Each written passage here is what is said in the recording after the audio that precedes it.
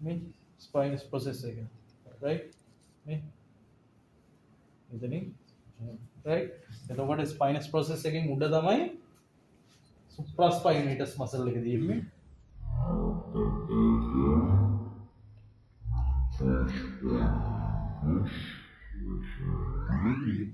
right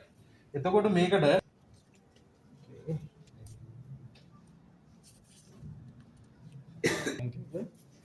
අලෝගන්න ඊට පස්සේ මම 5% 10% වගේ ස්ට්‍රෙච් එකක් දෙනවා දීලා සුප්‍රාස්පයිනේටස් සපෝට් ඊට පස්සේ සේම් ස්පොට් එකෙන් same spot again